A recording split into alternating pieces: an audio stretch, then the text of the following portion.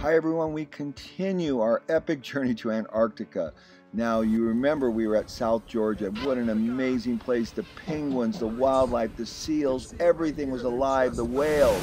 And now we're out in the open ocean and we're going towards the peninsula of Antarctica. And the birds are alive. They love the wild seas and the high winds. This is how they fly really effectively with the updrafts. And as we get closer to Antarctica, we start to see more and more icebergs. Our next target is the Shetland Islands, a strip of islands right off the peninsula of Antarctica. And guess where we're going to go?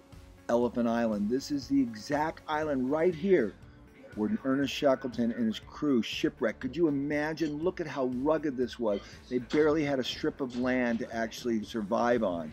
And Shackleton took off across these crazy seas and then spent another 14 days at sea to get back to South Georgia. So out with the Zodiacs and we all began to go ashore on this amazing archipelago, and every place we landed was a little bit different. This particular place had huge round rocks and boulders. Other ones had small volcanic rocks. This one had chin-strap penguins and they were hopping all over the place. We had a great time. And the beautiful thing is we got to walk around everywhere. We went on nice hikes. This one we went up the side of a volcano, and guess what I did? I took my guitar. I asked them if I could take my guitar and they said sure. So I got to actually play my guitar in Antarctica. And the cool thing about this is I actually take my guitar with me a lot of different places, and one of my dreams was to play it on the Great Wall of China, and I did it there. Now I can say I played it in Antarctica. It was such a cool experience.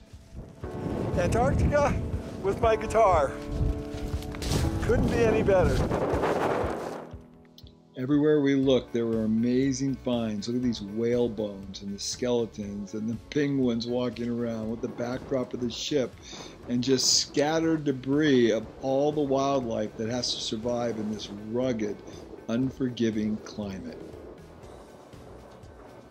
There were many things that surprised me about the Antarctic region.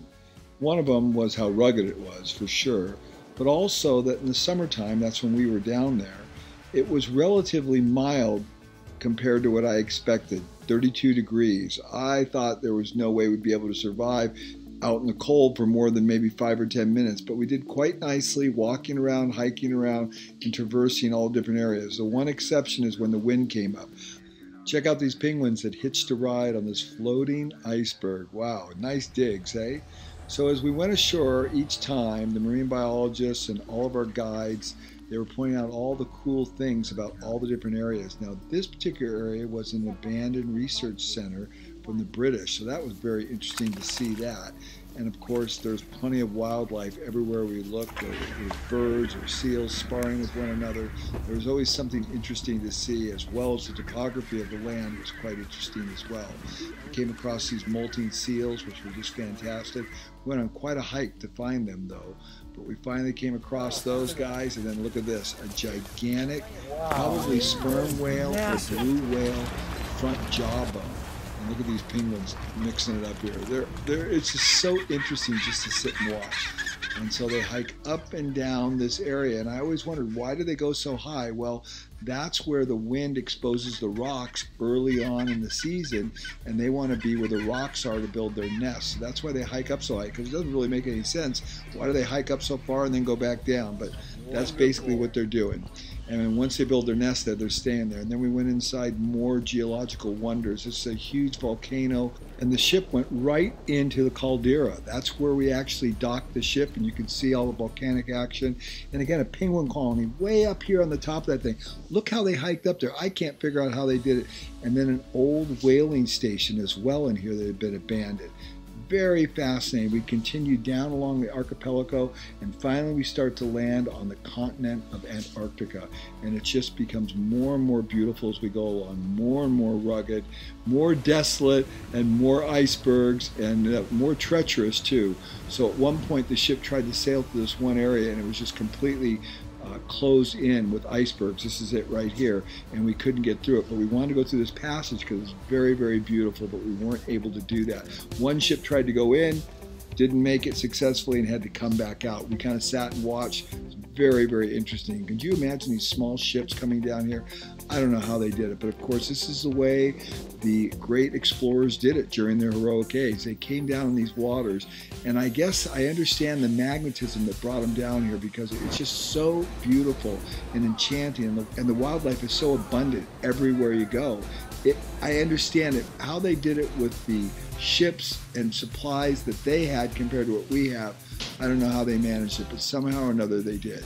And the amazing thing is every iceberg was different and unique, literally like a snowflake, but only on a much grander scale. And the water and the clarity, everything was just like overwhelming, and you're zigzagging in between all this on the Zodiac, and then you get to climb ashore and go on hikes and look at these huge rocks that we landed on that were beautifully polished and smooth. Every time we landed, it was a different look completely. It was just so amazing. Generally, we go on shore for an hour and a half to 2 hours, and here we are at the 7th continent. We made it. Would I ever have thought I would have got there? No way. And then we start out on our hike.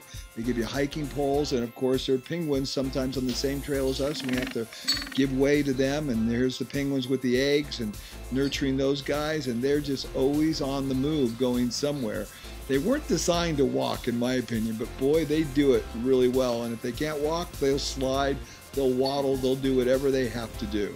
They are just the cutest little guys to watch. And they have quite the attitude as well. So we hiked up to this big mountaintop or ridge and looked out over everything, and look how beautiful. And again, another small ship down in a cove, and we're going, who in the world would come down here in a ship this small? Look at the terrain here. Look at the backdrop.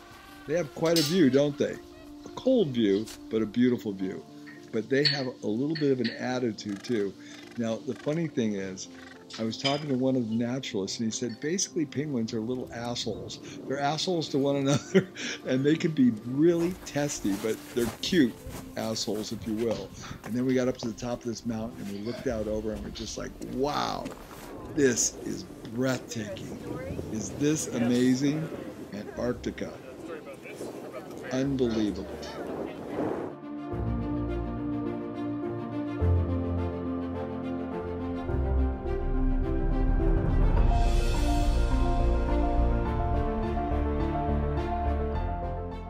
Then we got the word from down below that the ice was actually closing in and actually trapping us in there and keeping us from getting back to the ship. So we had to hurry up, get back in the Zodiacs, and zigzag back and forth to trying to find a way back to the ship, because the ice was closing in and they were getting very nervous that we might not be able to get back.